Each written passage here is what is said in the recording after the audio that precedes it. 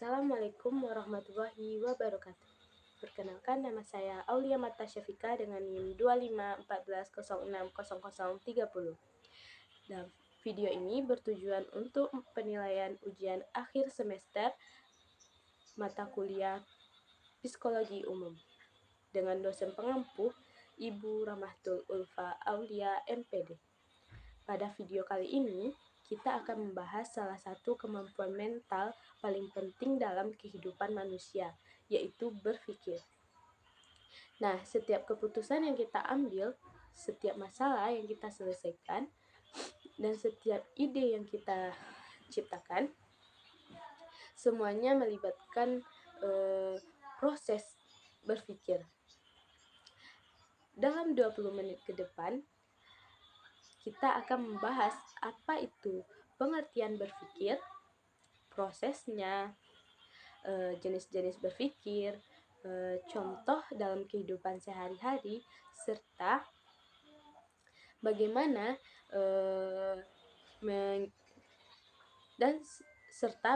meningkatkan kemampuan berpikir. Tahu nggak sih, otakmu cuma terpakai 10%-nya loh. Enggak lah, itu tidak benar. Manusia hampir memakai 100% otaknya hampir setiap saat. Lalu, apa yang menahanmu? Kenapa kita tidak bisa belajar bahasa asing lebih cepat, mengalihkan banyak angka di luar kepala, atau memahami fisika kuantum? Mungkin karena semua batasan yang kita buat sendiri. Apa kamu pernah bilang pada dirimu sendiri, aku kurang jenius buat mecahin soal matematika itu, atau aku nggak cukup pintar biar bisa masuk ke universitas itu? Kalau ucapanmu begini, berarti kamu sudah memprogram dirimu agar gagal. Setiap manusia bisa kok melakukan hal luar biasa kalau memang punya kemauan. Pada tahun 1954, Roger Bannister menjadi pelari pertama sejauh 1,6 km dalam waktu kurang dari 4 menit. Selama berabad-abad sebelumnya, hal ini dianggap mustahil. Konon, jantung kita bisa meledak kalau kita lari secepat itu. Tapi Bannister berhasil melakukannya dalam waktu super mepet 3 menit 59 detik. 2 bulan kemudian atlet lain juga mengikuti jejaknya dengan 1,5 detik lebih cepat. Rekor terbaru dicapai dalam waktu 3 menit 43 detik, 17 detik lebih cepat dari waktu yang kita perkirakan. Banyak sekali belenggu yang ada di kepalamu sehingga kamu tidak tahu kemampuanmu yang sebenarnya. Otakmu mirip komputer super loh. Organ ini akan melakukan apapun yang kamu minta. Pastikan beri perintah yang menginspirasi ya. Itulah yang dilakukan para atlet, CEO, dan ahli bedah otak setiap hari. Apa kamu pernah merasa sangat tertarik pada sesuatu, sampai-sampai lupa waktu, tidak mengecek ponsel, tidak merasa harus makan, tidur, atau bernapas? Berjam-jam telah berlalu, tapi kamu sangat asyik dan benar-benar fokus dengan kegiatanmu. Aku juga mengalaminya saat sedang berlatih musik. Kondisi ini memang tidak sering terjadi, tapi mungkin kamu juga pernah mengalaminya setidaknya sekali seumur hidup. Dan rasanya sungguh luar biasa. Bayangkan kamu bisa hidup seperti ini setiap saat. Dengan istirahat untuk makan, tidur, dan lainnya, manusia tetap perlu memenuhi kebutuhan bertahan hidupnya. Tapi, coba bayangkan kalau kamu bisa selalu dalam kondisi ini setiap kali belajar, bekerja, atau menjalani hobi. Kamu pasti jadi orang yang paling produktif. Kamu bisa saja sudah tamat SMA di usia 14 tahun dan menjadi CEO sebelum 20 tahun.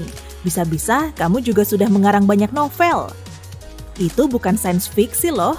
Pikiranmu memang punya kekuatan untuk bisa super produktif dan kreatif. Dan rupanya kamu bisa mengaktifkannya di otakmu tanpa bantuan orang lain. Psikolog yang menemukan bukti ini memang orang yang penuh rasa ingin tahu. Kenapa sebagian orang, seperti seniman, terus menciptakan mahakarya, meski tidak mendatangkan uang atau ketenaran? Karya seni mereka tetap menenteramkan jiwa, dan mereka tidak mau mencari profesi lain yang lebih menghasilkan. Psikolog tadi mulai mewawancarai orang-orang ini. Akhirnya, seorang komposer berkata, saat membuat lagu, dia berada dalam kondisi mental yang membuatnya tidak menginginkan hal lain di dunia ini.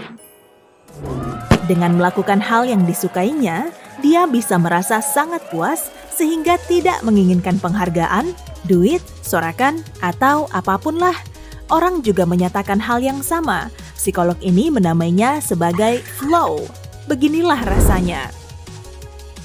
Kamu benar-benar tenggelam dalam kegiatan yang kamu lakukan. Begitu fokus melakukannya sehingga tidak merasa terusik oleh apapun. Kamu 100% bersemangat. Alasan dibalik semua ini sebenarnya sangat sederhana kok.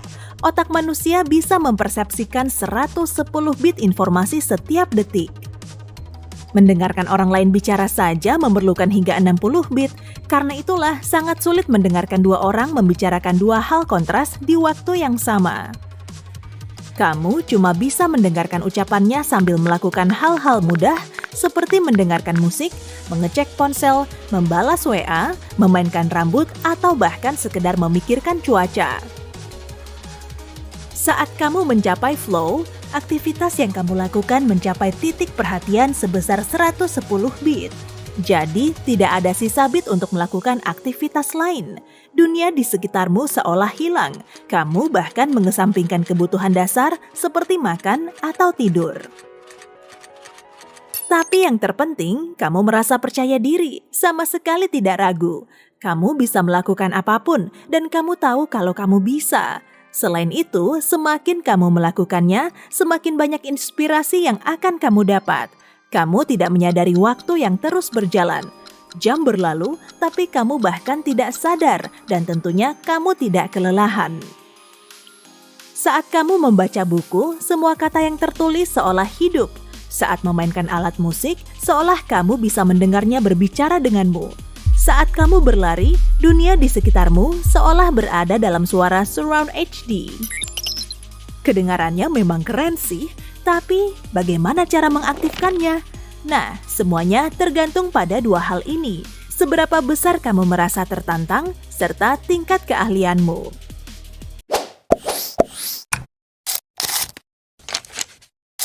Dalam psikologi, berpikir adalah proses kognitif ketika individu mengelola dan manipulasi informasi untuk memahami dunia, memecahkan masalah, dan mengambil keputusan. Nah, informasi ini dapat berasal dari pengalaman, ingatan, persepsi indera, bahasa, serta simbol dan konsep. Berpikir bersifat internal, tidak dapat diamati secara langsung, tetapi dapat disimpulkan dari perilaku, keputusan, dan ucapan seseorang.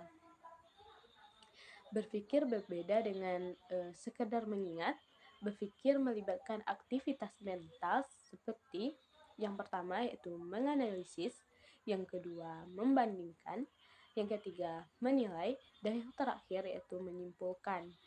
Pernah nggak sih kamu ngerasa capek padahal seharian nggak ngapa-ngapain? Cuma mikir, kayak misalnya gini, kemarin aku ngomongnya kepanjangan nggak ya? Kalau aku bales chatnya sekarang kelihatan desperate nggak ya? Gimana kalau besok gagal dan belum tentu besok datang, tapi kepalanya udah kayak rapat RT tengah malam? Tenang, kamu nggak sendirian. Hari ini kita bahas pelan-pelan. Kenapa sih kita sering banget overthinking? Dan gimana caranya supaya pikiran ini nggak selalu jadi musuh? Coba bayangin teman kita satu ini. Dia lagi di kasur, lampu udah dimatiin, niatnya mau tidur. Tapi baru pejam mata 5 detik, otaknya bilang, inget nggak tadi kamu ngomong aneh di depan teman-teman? Gimana kalau mereka sebenarnya nggak suka kamu? Gimana kalau semua yang kamu lakukan salah dan tiba-tiba jam udah menunjukkan pukul 2 pagi? Tubuhnya diam, tapi pikirannya lari maraton. Kadang otak kita tuh kayak teman cerewet yang nggak bisa diam. Begitu dikasih waktu tenang, malah sibuk bikin skenario terburuk. Kayak punya Netflix di kepala, tapi semua filmnya genre ketakutan masa depan dan menyesali masa lalu. Lucunya, meski kita tahu itu belum tentu terjadi, otak tetap percaya bahwa dengan mikir terus, kita bisa mengontrol hasilnya. Padahal justru karena terlalu mikir, kita makin kehilangan kendali. Dalam psikologi, Overthinking biasanya muncul karena dua hal utama, kecemasan dan kurangnya rasa aman. Pertama, kecemasan. Otak kita dirancang untuk mencari bahaya, itu cara bertahan hidup. Tapi di zaman modern, bahaya itu bukan lagi harimau, melainkan tugas, ekspektasi, atau omongan orang. Otak tetap waspada, tapi musuhnya udah berubah bentuk. Kedua, kurangnya rasa aman. Kadang kita overthinking karena nggak percaya diri sama keputusan sendiri. Kita pengen semuanya sempurna, tapi lupa kalau kesalahan itu bagian dari proses manusia. Jadi bukan kamu yang lemah. Kamu cuma punya otak yang terlalu rajin bekerja bahkan ketika tidak dibutuhkan. Overthinking itu sering datang dari niat baik yang salah arah. Kita mikir karena kita peduli. Kita pengen hasil terbaik, kita pengen nggak nyakitin orang lain, kita pengen semua berjalan sesuai rencana. Tapi saat perhatian berubah jadi kecemasan, pikiran yang awalnya jadi alat bantu malah berubah jadi penjara. Kadang kita pengen tenang, tapi justru semakin berusaha tenang, pikiran kita makin ribut. Otak kita tuh lucu. Waktu dikasih masalah kecil, dia suka mikir, kayaknya ini masih kurang rumit, terus dia tambahin. Gimana kalau ternyata semua ini salah? Gimana kalau orang lain lebih baik? Gimana kalau dunia hancur? Dan kita ikut stres padahal cuma belum ngerjain tugas kecil. Kalau kamu sadar, overthinking itu sering muncul di waktu-waktu sunyi. Bukan karena malam itu mistis, tapi karena akhirnya cuma ada kamu dan pikiranmu. Siang hari, kamu sibuk, banyak distraksi. Begitu malam tiba, semua tenang. Dan di situ, pikiran mulai berisik. Jadi, gimana caranya biar nggak terus kejebak di kepala sendiri? Pertama, sadari kalau pikiran bukan kenyataan. Pikiran cuma kemungkinan, bukan kebenaran. Coba ganti kalimat dari bagaimana kalau gagal jadi bagaimana kalau ternyata berhasil. Kedua, tuliskan isi kepala. Dengan menulis, kamu mindahin isi pikiran dari kepala ke kertas. Otakmu jadi punya ruang buat istirahat. Ketiga, latih berhenti di tengah pikiran. Kalau kamu sadar udah mikir terlalu jauh, berhenti sebentar, tarik napas dan bilang ke diri sendiri, aku cukup aman sekarang. Keempat, fokus ke hal yang bisa kamu kendalikan. Bukan masa lalu, bukan opini orang, tapi langkah kecil yang bisa kamu ambil hari ini. Overthinking sering bikin kita ngerasa sendirian. Padahal di balik kepala yang ribut itu ada bagian diri kamu yang cuma pengen didengarkan. Kadang kita sibuk nyari cara buat berhenti mikir, tapi lupa buat memeluk diri sendiri. Karena bukan pikiran yang butuh dihentikan, tapi hati yang butuh diterima. Jadi, kenapa kita sering overthinking? Karena kita pengen semuanya baik-baik saja, tapi lupa kalau baik-baik saja itu nggak harus sempurna. Kadang, yang kita butuh bukan jawaban, tapi keberanian buat bilang, aku nggak tahu gimana hasilnya, tapi nggak apa-apa. Kamu nggak harus tenang setiap hari, yang penting kamu nggak lari dari pikiranmu sendiri. Karena kadang yang kamu butuh bukan jawaban cepat, tapi keberanian buat berhenti sejenak dan bernapas. Kalau kamu juga sering ngerasa pikiranmu ribut, coba tulis di komentar. Apa hal kecil yang paling sering kamu overthink? Siapa tahu kamu nggak sendirian. Di Seteduh, kita tidak sedang mengejar jawaban cepat, kita belajar memahami pelan-pelan. Proses berpikir ini ada beberapa tahap. Yang pertama yaitu penerimaan informasi melalui proses berpikir dimulai dari informasi yang masuk melalui panca indera. Nah, contohnya yaitu melihat lampu lalu lintas berubah merah. Nah, yang kedua adalah pengkodean dan penyimpanan. Informasi diterjemahkan oleh otak dan disimpan dalam memori jangka pendek atau jangka panjang. Nah, yang ketiga adalah manipulasi informasi.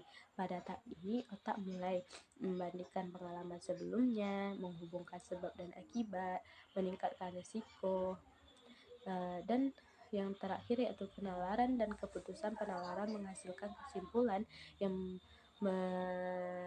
mengarah pada keputusan atau tindakan. Contohnya seperti video berikut. Minimnya kesadaran tertib berlalu lintas masih terjadi di tengah masyarakat. Sejumlah pengendara di kota Tasikmalaya, Jawa Barat mendapat sanksi sosial setelah video pelanggarannya viral di media sosial. Hei, itu Neng yang memakai sepeda motor hijau agar pulang ke rumah dan segera memakai helmnya. Sebuah rekaman video yang diunggah area Traffic Control System atau pengendalian lalu lintas Dinas Perhubungan Kota Tasikmalaya, Jawa Barat akhir November lalu memperlihatkan dua pengendara motor melanggar lalu lintas di perempatan Jalan Sutisna Senjaya, Tasikmalaya. Seorang pemotor perempuan berboncengan tanpa mengenakan helm. Tak lama berselang, pengendara laki-laki juga berkendara tanpa mengenakan helm. Keduanya harus ditegur petugas ATCS Dinas Perhubungan melalui pengeras suara. Malu menjadi pusat perhatian, pengendara ini menerobos lampu merah hingga membahayakan keselamatan. Video ini pun menjadi viral di media sosial. Ya, sedang bertugas kita lagi memantau CCTV di semua simpang gitu. Ternyata ada pelanggaran.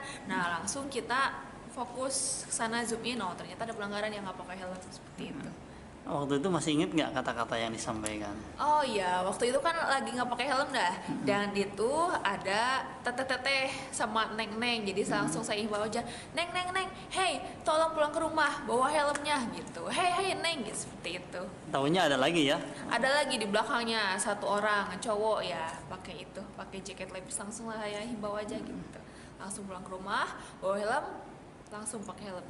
Siap. Tak hanya pemotor, pengendara roda 4 juga kerap melanggar. Sejumlah angkutan kota parkir sembarangan hingga menyebabkan arus lalu lintas macet. Petugas berulang kali memperingatkan pengendara melalui pengeras suara, tapi tidak digubrisnya. Dinas Perhubungan Kota Tasikmalaya mencatat, pelanggaran lalu lintas di pusat kota mengalami penurunan 20% setelah dipasang CCTV. Meski demikian, kesadaran tertib lalu lintas diakui masih minim. Kebetulan operator ATCS sedang memantau situasi arus lalu lintas. Terdapat pelanggaran sepeda motor yang tidak menggunakan helm, 2 orang, dan kita melakukan himbauan terhadap pengendara tersebut untuk segera pulang ke rumah dan mengambil helm. Dengan belum adanya kamera CCTV, sekitar 20% terjadi penurunan pelanggaran menggunakan helm, terutama menggunakan helm gitu.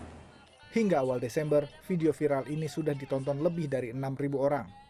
Sejumlah warganet pun ikut membanjiri komentar pada postingan video ATCS di Subkota Tasikmalaya ini. Deden Rahadian, Tasikmalaya. Nah, kita masuk ke jenis-jenis berpikir. Yang pertama yaitu berpikir konkret, berpikir yang berfokus pada objek nyata dan dapat diamati. Nah, contohnya itu anak mengenali warna dan bentuk mainannya. Yang kedua, berpikir abstrak, melibatkan konsep yang tidak berwujud secara fisik. Contohnya yaitu keadilan, kebebasan, dan tanggung jawab.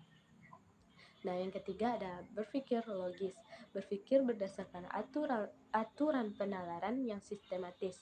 Yang keempat yaitu berpikir kreatif, kemampuan menghasilkan ide baru dan solusi unik. Yang kelima yaitu berpikir kritis, kemampuan mengevaluasi informasi secara objektif dan rasional. Nah, berpikir dalam pemecahan masalah yaitu pemecahan masalah adalah penerapan berpikir secara terarah, yaitu langkah-langkahnya itu meliputi mengidentifikasi masalah, mengumpulkan informasi, menyusun alternatif solusi, memilih solusi terbaik, dan evaluasi hasil. Contoh kasus singkatnya yaitu masalahnya ketika nilai ujian menurun. Nah, solusinya itu kita dapat mengubah metode pembelajaran kita dan mengatur waktunya. Nah, sehingga hasil itu nilai kita akan meningkat. Nah, kita akan masuk ke dalam faktor yang mempengaruhi berpikir. Beberapa faktor utama yang memengaruhi cara seseorang berpikir, yang pertama yaitu persepsi, yaitu cara memandang situasi. Nah, yang kedua yaitu bahasa, yaitu alat utama berpikir. Yang ketiga, emosi, yaitu mempengaruhi fokus dan penilaian. Yang keempat, pengalaman, yaitu sumber referensi mental. Yang kelima, lingkungan sosial dan budaya. Yang keenam, kesalahan berpikir atau bisa disebut bias kognitif. Nah, berpikir adalah proses mental yang mendasari seluruh aktivitas manusia. Dengan memahami cara berpikir, kita dapat mengambil keputusan yang lebih baik, menyelesaikan masalah secara efektif, dan mengembangkan potensi diri.